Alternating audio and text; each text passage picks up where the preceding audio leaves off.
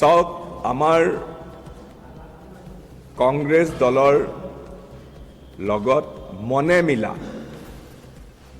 আৰু আমি ভাবোঁ যাৰ লগত আমি একেলগে মিলি কাম কৰিব পাৰিম, তেনেকুৱা ধৰণৰ মনে মিলা আঞ্চলিক দলেই হওক, সৰ্বভাৰতীয় ৰাষ্ট্ৰীয় দলেই হওক, আমি এটা বিৰোধী এলায়েন্স, এটা মৰ্চা বিচাৰিছোঁ।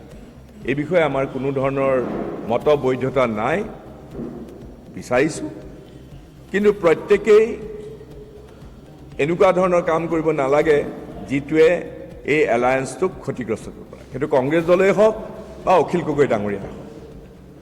গতিকে এফালে কংগ্ৰেছ দলক গালি পাৰিব, এফালে বিভিন্ন ধৰণে অপমান কৰিব, তাৰপিছত আকৌ কংগ্ৰেছ দলৰ লগত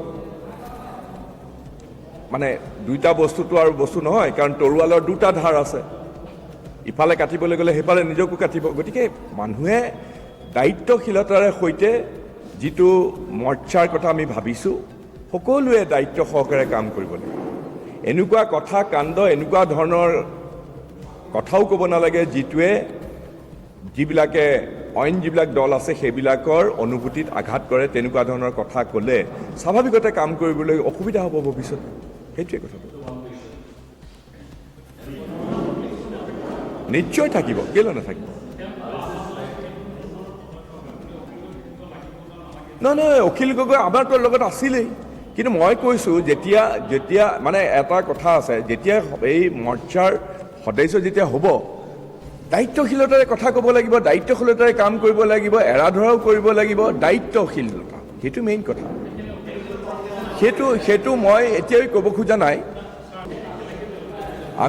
আমি সেই বস্তুটো কংগ্ৰেছ দলৰ কৰ্ম নিৰ্ধাৰক কমিটিয়ে সিদ্ধান্ত ল'ব।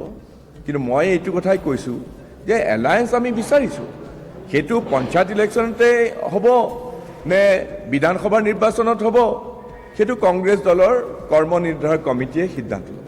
সেইটো অতি সাম্যবাদী চিন্তাৰে পুষ্ট এক দাৰ্শনিক, ভাৰতবাসীক দৰ্শনৰ এটা উপযুক্ত দৰ্শনৰ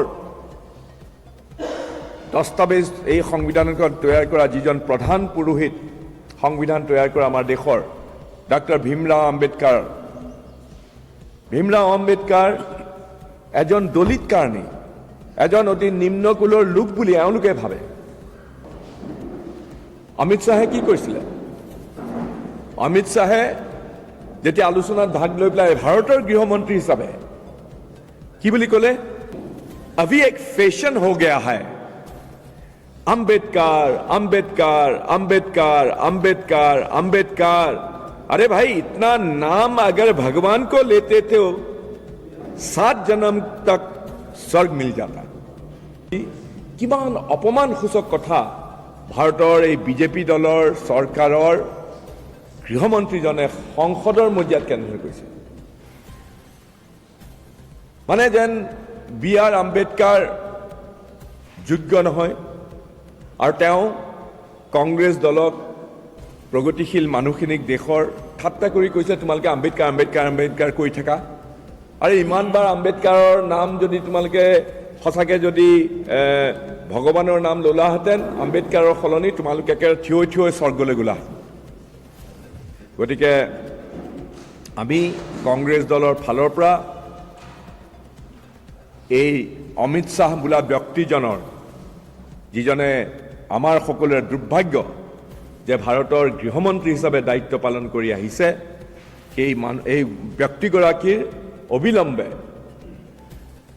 পদত্যাগ আমি দাবী কৰিছোঁ।